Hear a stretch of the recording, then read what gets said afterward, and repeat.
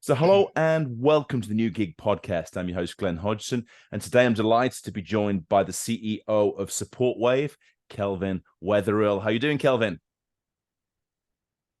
I'm very well, thanks, Glenn. Thanks for having me on the podcast. No problem at all. So, let's go back to the beginning, Kelvin. Talk a little bit about your sort of journey, the steps that you've been taking, and then sort of say a little bit about Supportwave and the exciting things that are happening at the moment.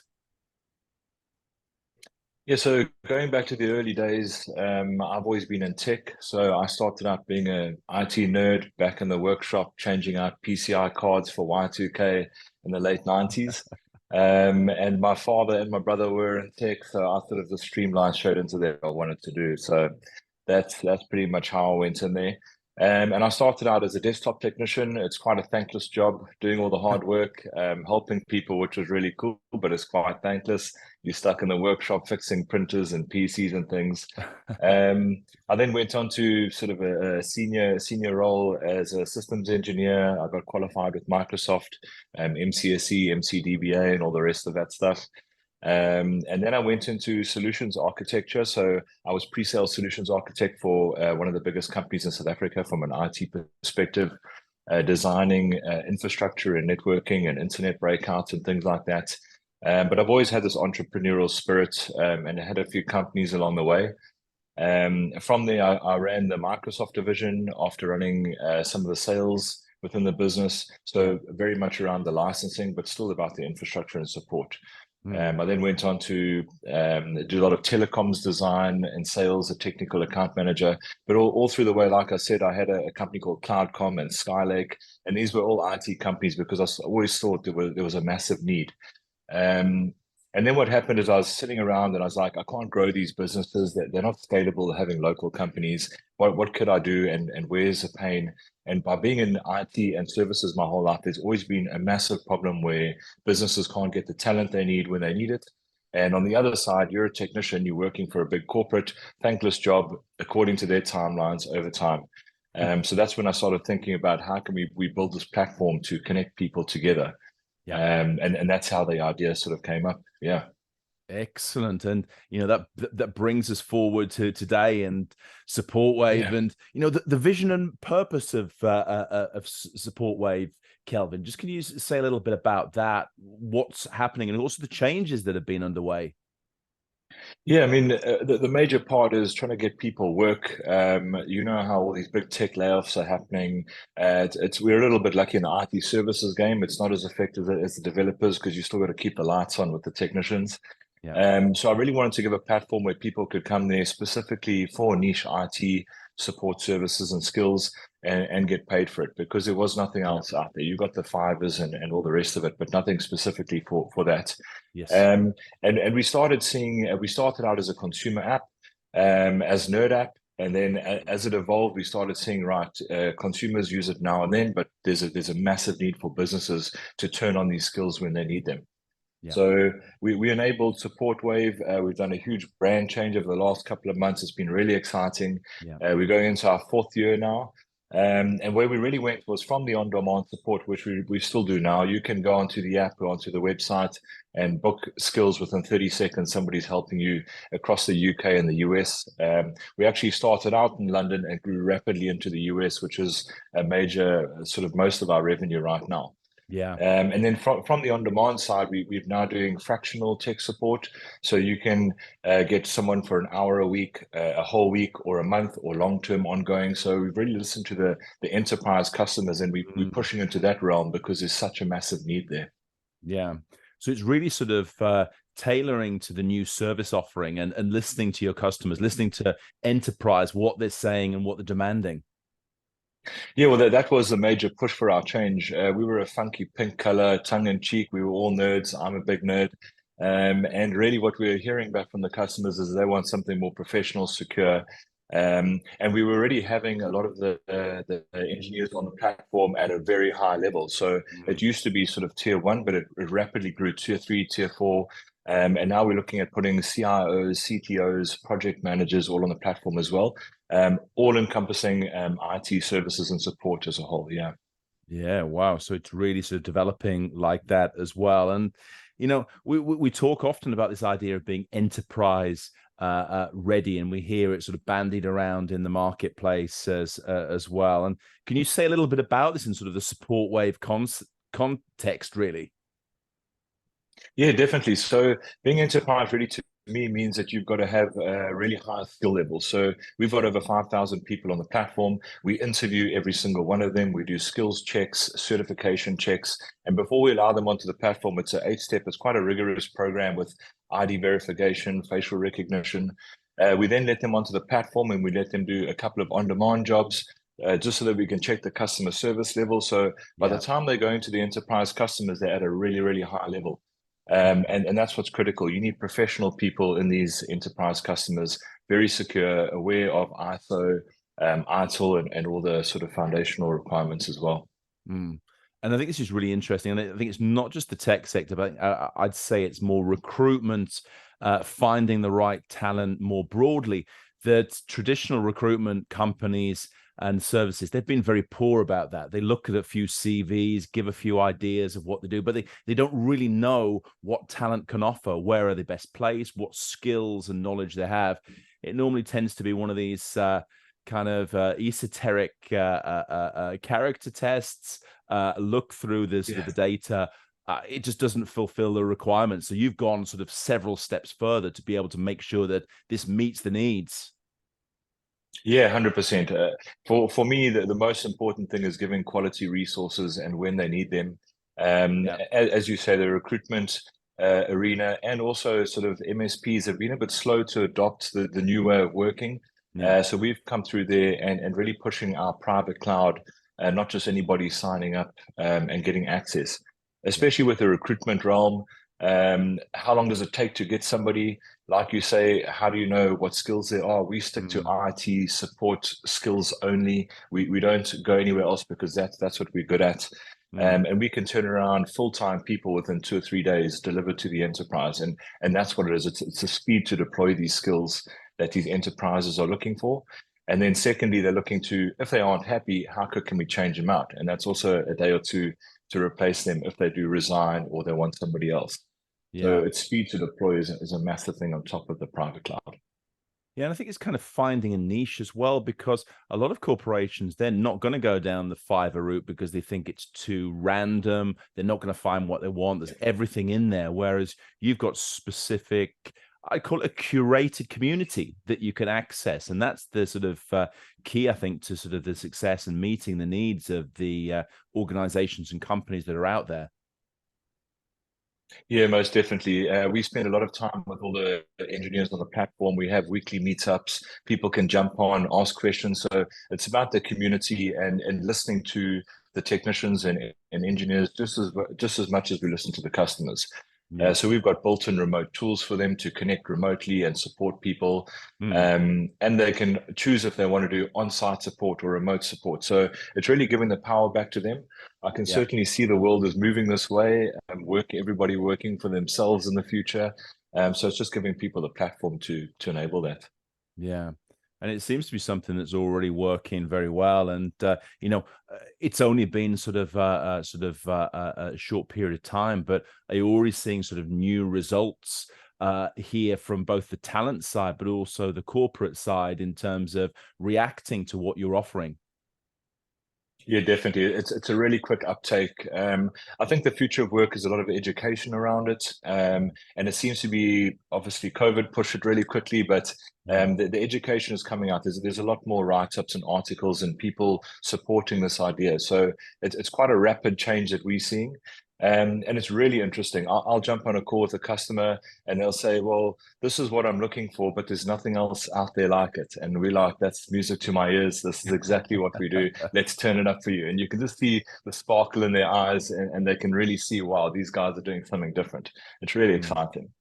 I think it must be because we see all these in the UK, US, and the European Union.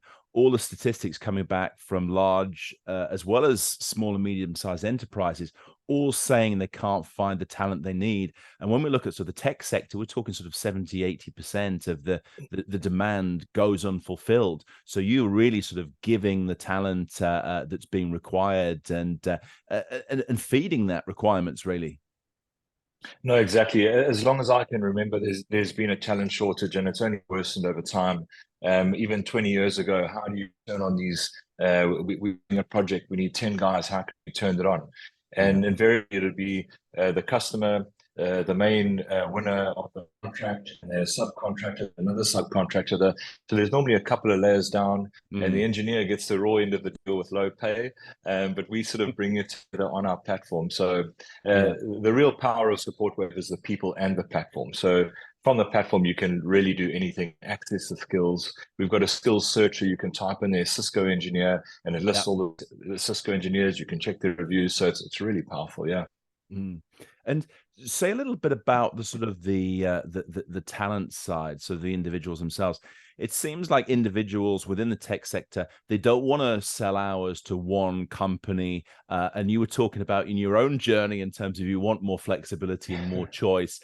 Is this becoming more the standard in the technology sector, would you say?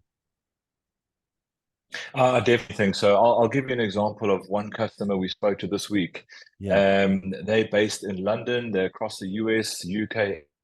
And they said to me, listen, we need a dedicated resource, somebody in Germany waiting there to support their biggest branch. That's a full-time resource. Then they Mm. said, well, we've got 8 other cities in Europe. We need ad hoc work done. So we give them a bundle of 100 hours and access our engineers in their region, and they go on site and they pay per use. Then the third one is what you're talking about now is fractional. Mm. We actually provided them a really senior engineer at 40 hours a month at a reduced cost. So the customer's getting a really high level person. They don't need them the whole month.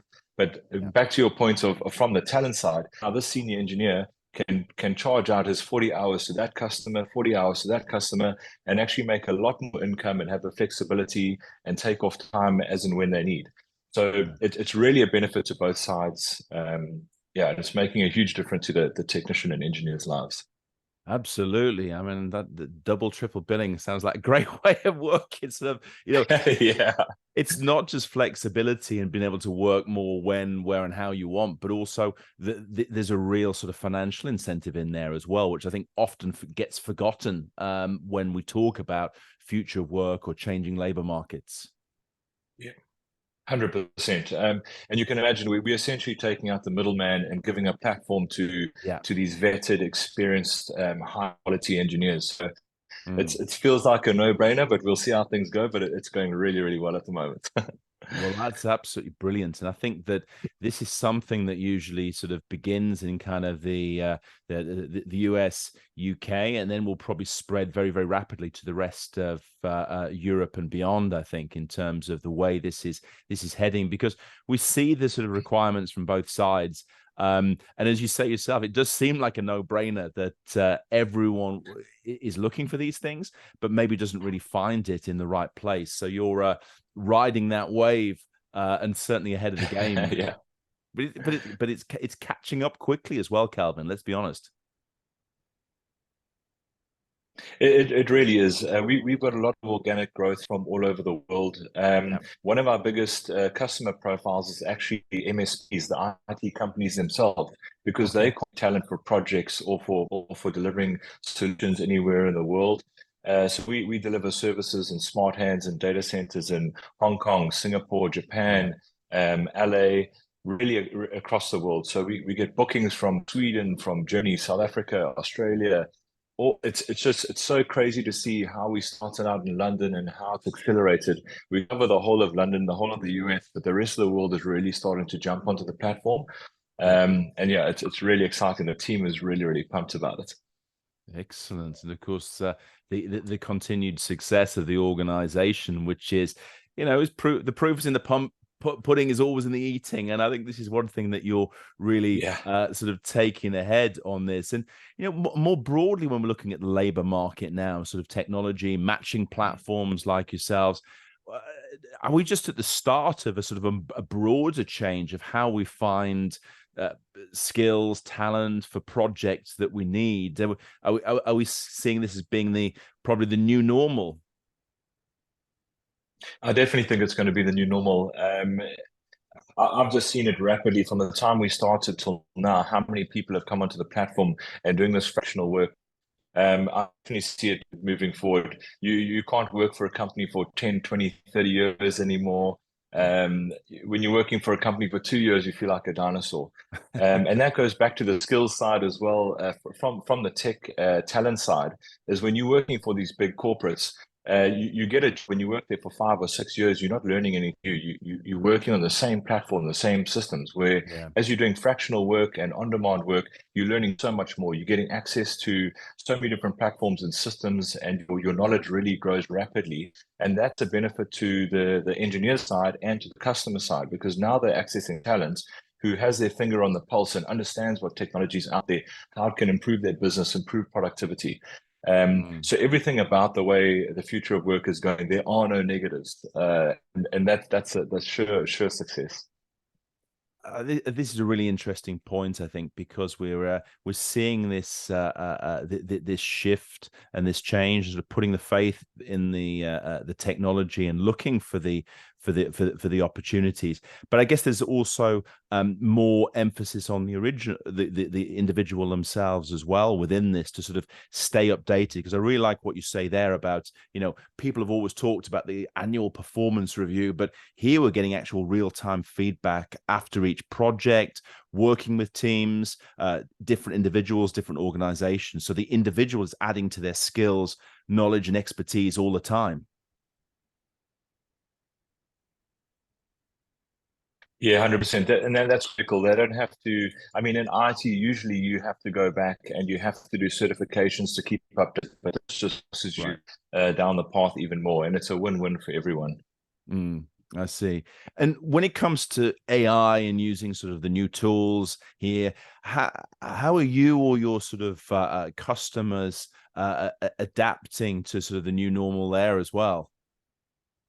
Yeah, I love that question. Everyone thinks AI is going to solve the problems. But I mean, we can go back 15 years. We look at HP servers and Dell servers, self-healing capabilities and drive Yeah. swap outs and RAID rebuilds. Although it's self-healing, it still needs people to go there and swap out drives and do the physical thing. So Yeah. the more AI comes in, I think there's more technology coming in. It's going to be more technology jobs. So I think things are definitely going to shift more towards technology and create more jobs with AI. I understand in the media side of it that's a lot of optimization, but yeah, I definitely think tech will be here and keep on growing. Mm.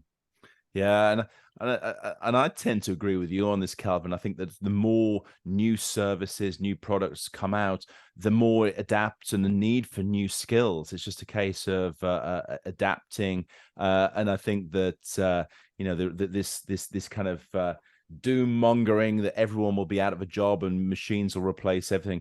I mean, history clearly shows that the more technology, there's actually more roles created around it. So I think it should be nothing to be feared, but something to be supported.